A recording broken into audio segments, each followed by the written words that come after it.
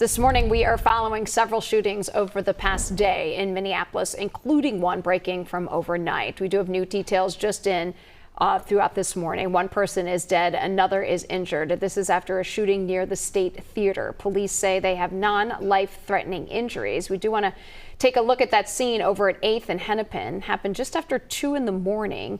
We've seen shell casings on the ground, a heavy police presence. Minneapolis police say a suspect opened fire on a group and then ran. No arrests have been made.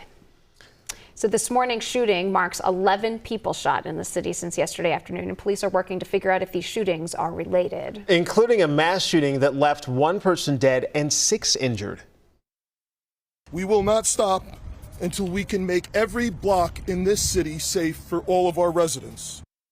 And of course, Minneapolis Police Chief Brian O'Hara at a press conference addressing the violence. So this mass shooting happened just off of Lake Street and just steps from Cristo Way High School. School officials didn't comment on the shooting, but police say all of the victims are adults. The shooter still on the run this morning. Shayla Reeves joins us from police headquarters outside. Shayla, how's the community reacting to this violence?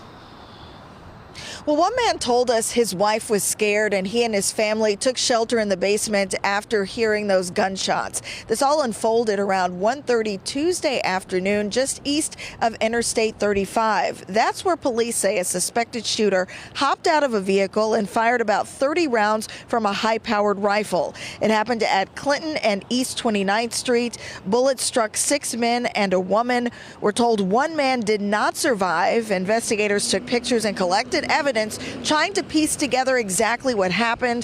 One woman says her son works near the shooting location.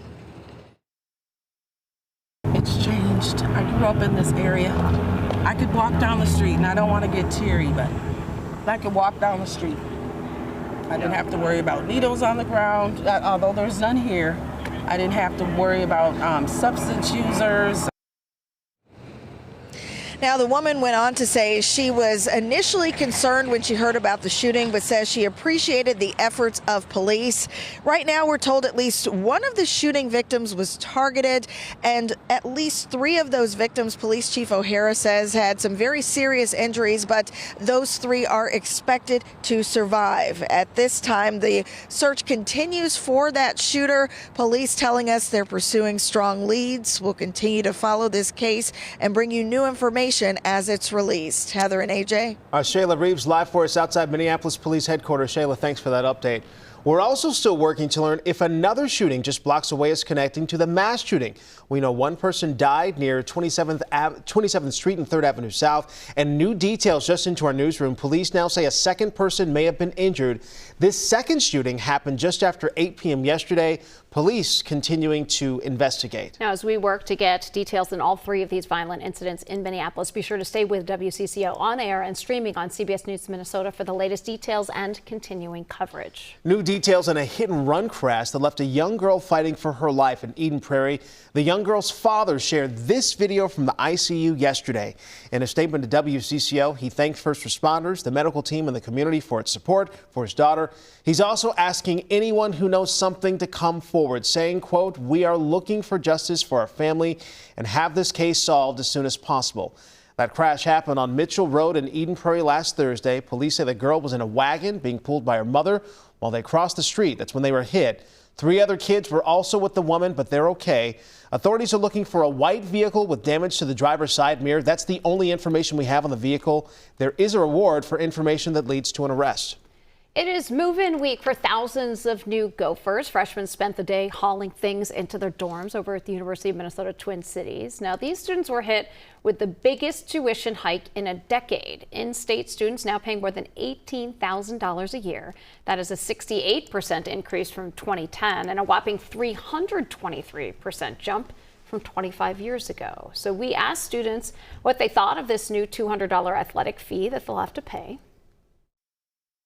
I feel like if you want to opt out, then you should be able to and get the option to not pay the fee. Man, we're all broke college students, just let us live.